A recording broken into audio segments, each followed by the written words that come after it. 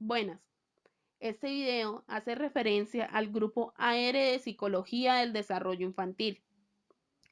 Los expositores de este grupo son Viviana Castellanos, Andrés Caicedo, Lisset Monteverde, Sandra Rico, María Fernanda Barreto, Laura Lemos.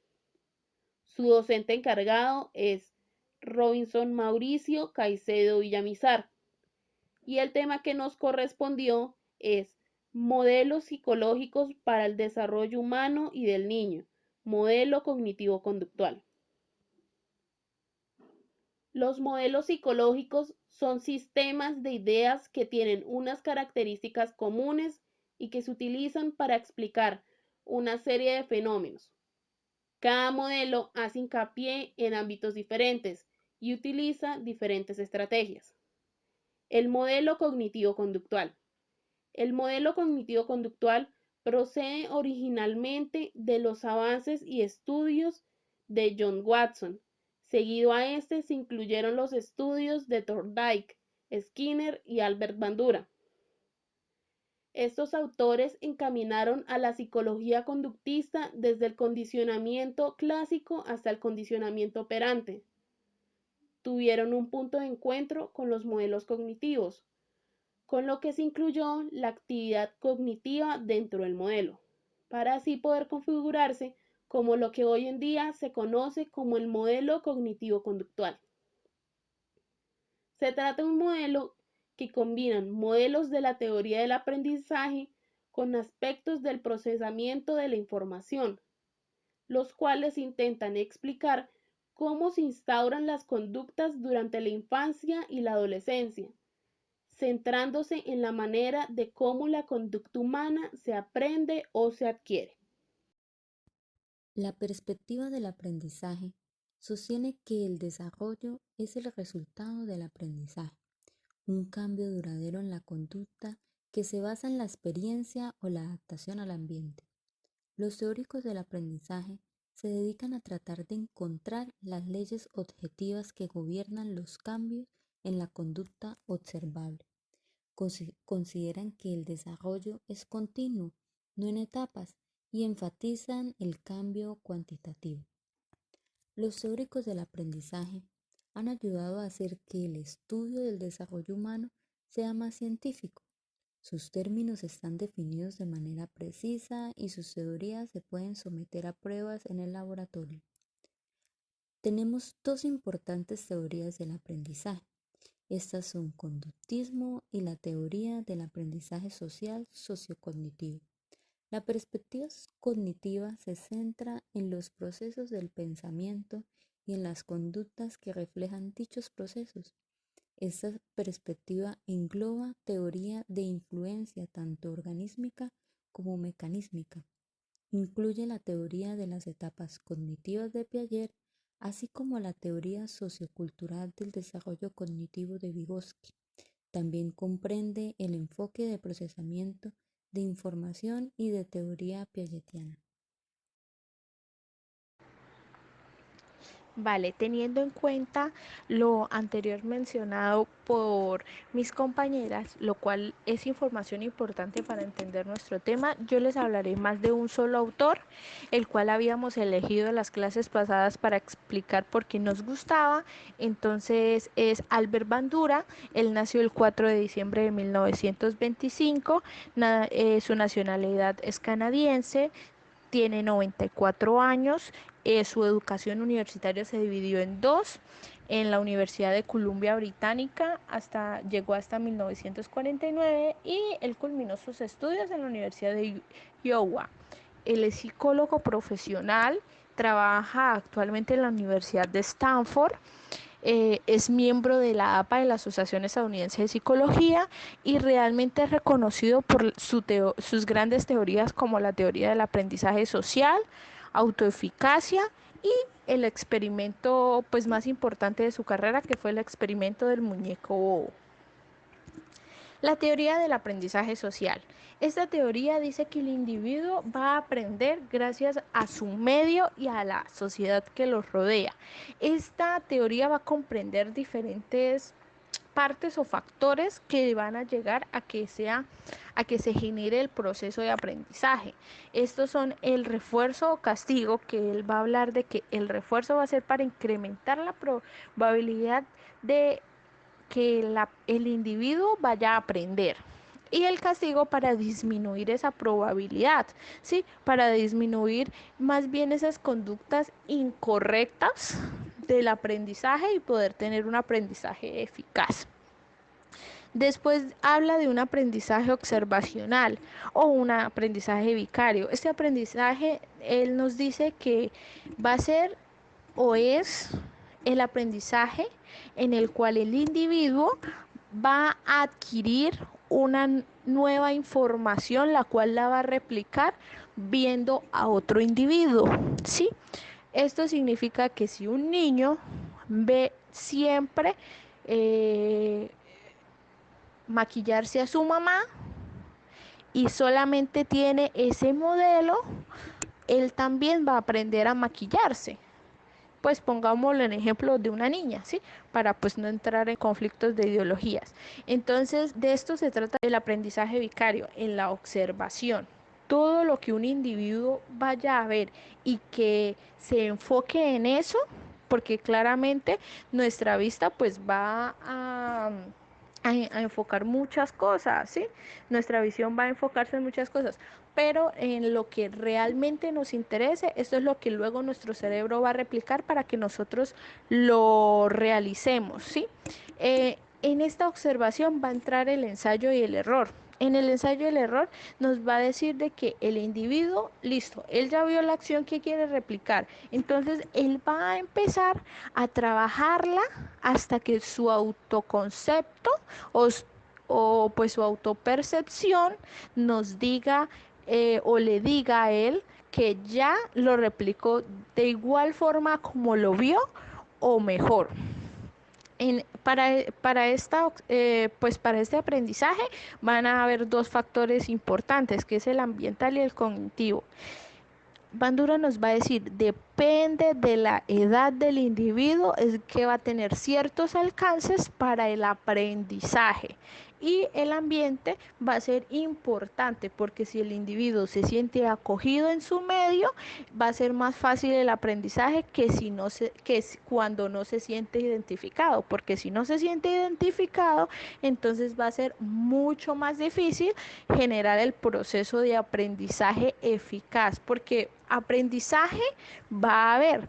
Lo que sucede es que de pronto, al no sentirse identificado o acogido por su medio, va a ser un poco más difícil, ¿sí? Le va a generar dificultades.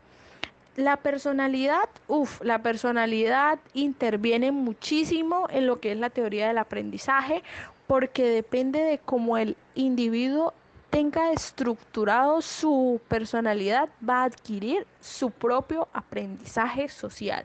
Se va a quedar con lo que él crea que es pertinente, y estas creencias van a salir del producto de su personalidad. Yo observaba de que un ejemplo clave era de que, hay muchas acciones, ¿sí? Hay un niño en un cuarto solo y hay muchas acciones. Una de esas es cantar, gritar, leer. Entonces, el niño es tímido. Él va a preferir generar o replicar una acción que no le vaya a generar exponerse al público o que lo vean, que no sea de tanto llamar la atención, ¿sí? Entonces, por eso hablamos que la personalidad es importante. Otra teoría de la que trata nuestro querido autor Bandura es la autoeficacia, ¿sí? La autoeficacia para Bandura era la creencia en la capacidad de uno para tener éxito en situaciones específicas o al realizar una tarea. Aquí tres factores importantísimos: el autoconcepto, cómo me veo yo, cómo creo que soy, ¿sí? Pero este autoconcepto va a ir muy de la mano con la autopercepción, porque la autopercepción va a ser cómo yo voy a recibir esa información y qué significado le voy a dar. Entonces aquí habla de individualismo en una sociedad.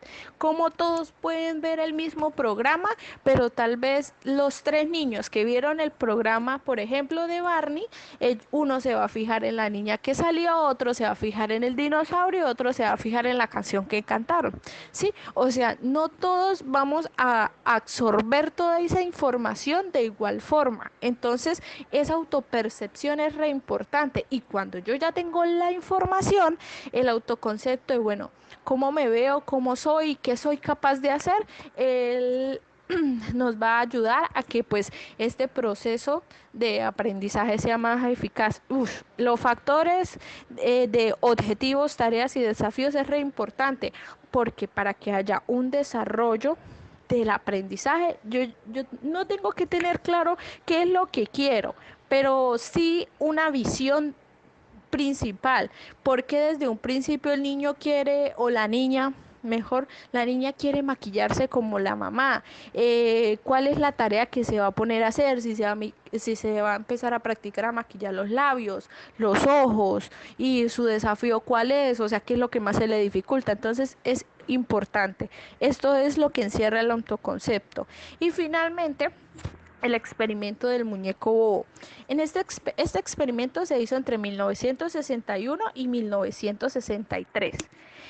Él quiso estudiar el comportamiento de los niños después de ver modelos adultos con conductas agresivas hacia un muñeco. Sí, entonces hay diferentes variables del experimento. Sí, se hace de diferentes formas. Ya les voy a explicar por qué. El más notable mide el comportamiento de los niños después de ver a un modelo que es recompensado o castigado o carece de consecuencias al golpear el muñeco. Entonces, primero que todo, modelo. ¿Por qué vamos a hablar de un modelo? Porque es que el aprendizaje social que ya habíamos hablado, Bandura va a decir, siempre vamos a necesitar un modelo, ver el cómo se hace, el para qué sirve, el cuál es el fin para nosotros quererlo procesar idealizar y realizar. Entonces, por eso nos habla de un modelo. ¿Cuál era el fin de este experimento? Ver cómo un muñeco bobo es un muñeco. Primero les aclaro que es un muñeco bobo. Es un juguete, de pronto algunos no saben, es un juguete inflable de aproximadamente 5 pies de alto, son 150 centímetros. Por lo general está hecho de vinilo resistente o plástico blando y a menudo se pinta como payaso, pero esos eran los primeros que salieron. Ya ahorita podemos encontrar que Pucca, que Pocahontas, que sí, los diferentes personajes que a los niños les gustan. Este muñeco es el que se golpea y como que se cae, pero no se vuelve a levantar. Bueno, este mismo. El fin era cómo los niños tomaban de que un adulto lo golpeara y a uno de esos adultos le dieran una galleta, a otro adulto en otro salón con otros niños lo castigaran, como que lo regañaran, le dijera que no se hace y le pusieran un correctivo. Y, y en otro salón se encontraba otro adulto que lo golpeaba y no recibía ni castigo ni recompensa.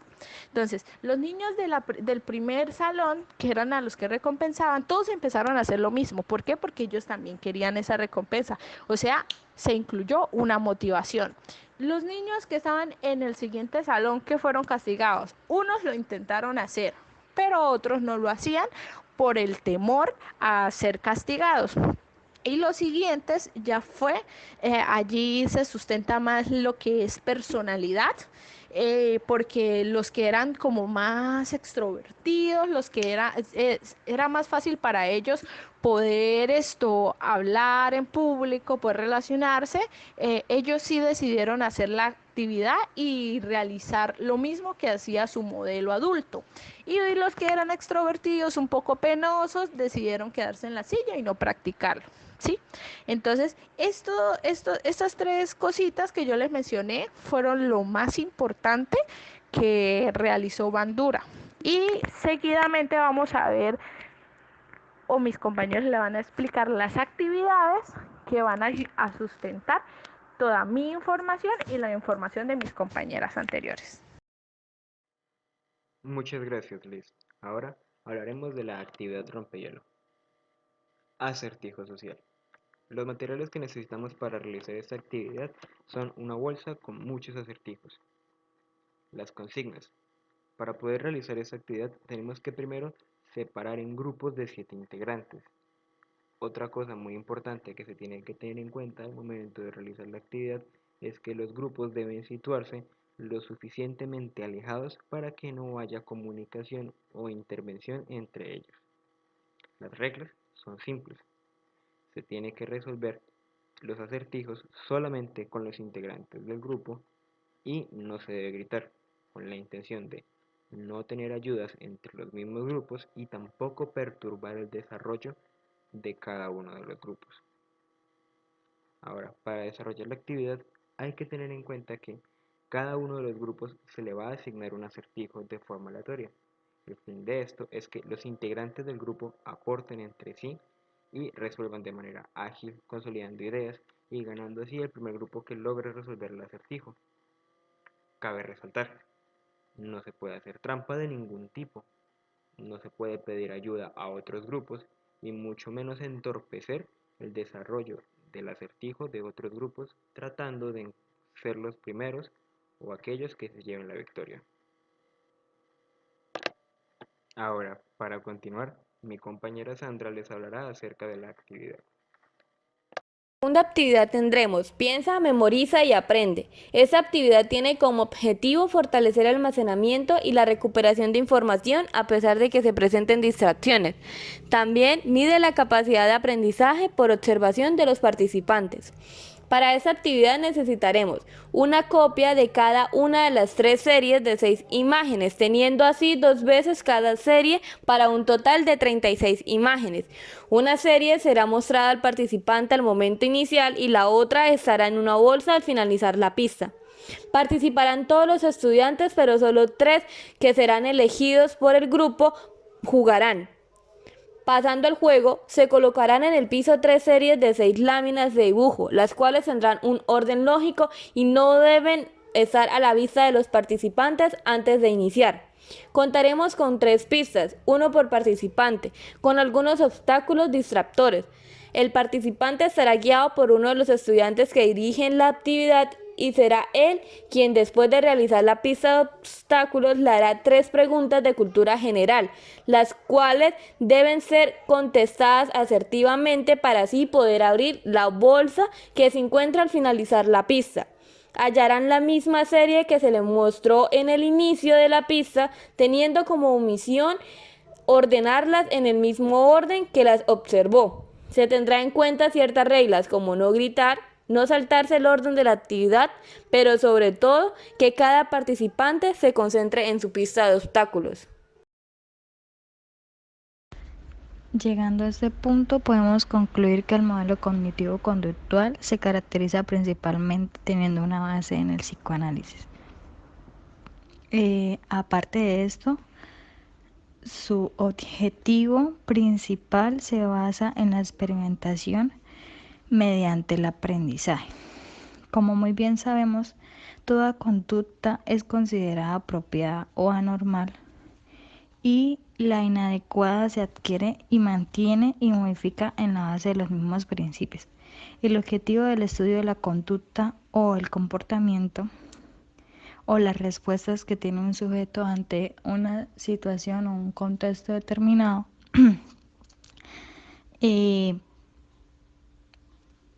incluyen algunas respuestas tanto fisiológicas como emocionales y asimismo el pensamiento o las ideas de algo que se pueden cuantificar.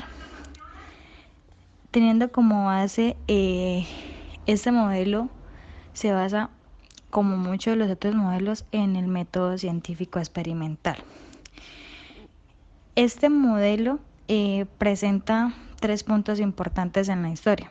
El primero es la primera generación, en la cual se estudia como tal el conductismo, que este tiene como objetivo el modificar conductas netamente. Luego encontramos la segunda generación, en donde se habla netamente del cognitivismo y este tiene como objetivo la construcción de las ideas y se basa más que todo en el ambiente que en el sujeto. Y en el punto 3 está la tercera generación, que es En resumen, la mezcla de ambos modelos. Entonces, acá se encuentra en la historia el modelo como tal cognitivo-conductual, en donde se implementa el objetivo de modificar conductas y aparte de eso se le suma el poder que tiene el ambiente para que un sujeto tenga una conducta determinada. Como muy bien ya sabemos, el aprendizaje es un proceso extraordinariamente complejo que está influenciado por una amplia variedad de factores y pues de esto se trataba la teoría de Bandura. La teoría de Bandura de Albert Bandura, la cual propuso mediante el aprendizaje social, donde sugiere que la observación, la imitación y el modelaje es un papel primordial en el dicho proceso del aprendizaje.